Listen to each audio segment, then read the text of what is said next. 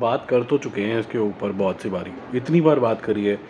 War 2 और कुली जो हैं एक डिशुम-डिशुम करने वाले हैं, क्लैश होने वाला है इनका अगस्त के अंदर।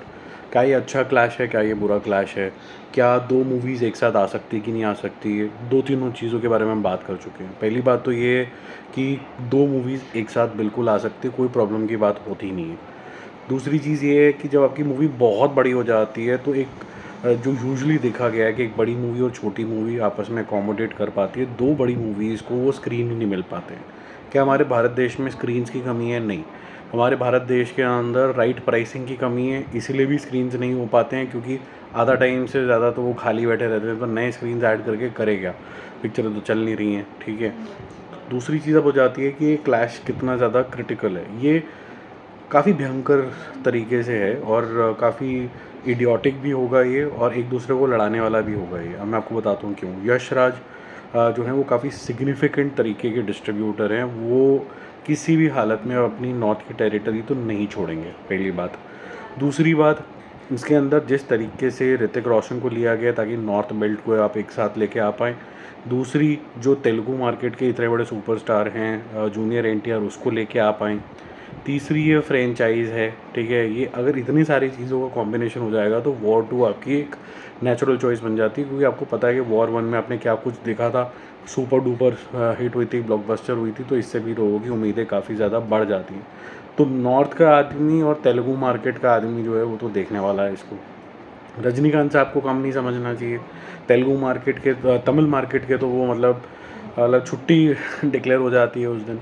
अब उन्होंने क्या किया, उन्होंने नॉर्थ का इंसान ले लिया कि भाई हमारी मूवी को भी जो है ज़्यादा बड़ी रीच मिल जाए, जो कि आमिर खान है।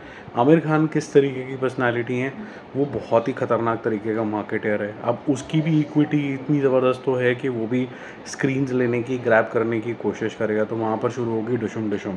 और यश राज जो हैं वो अपनी मूवी के साथ ज़बरदस्ती का खिलवाड़ वो होने देंगे नहीं।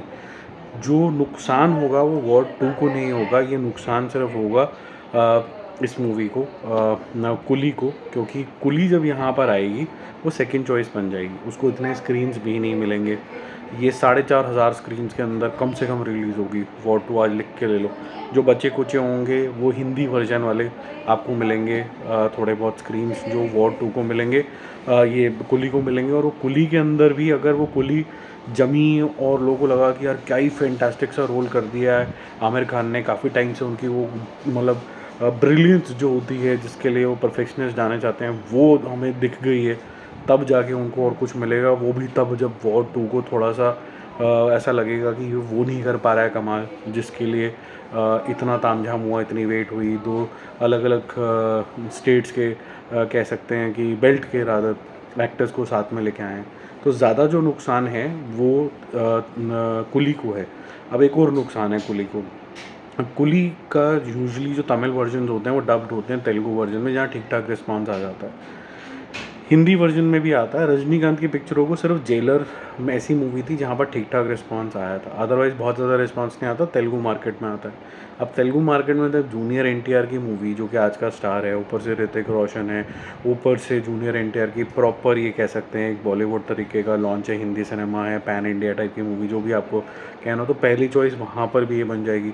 तो तेलुगु मार्केट के अंदर और हिंदी मार्केट के अंदर ये वॉर 2 फर्स्ट चॉइस होगी।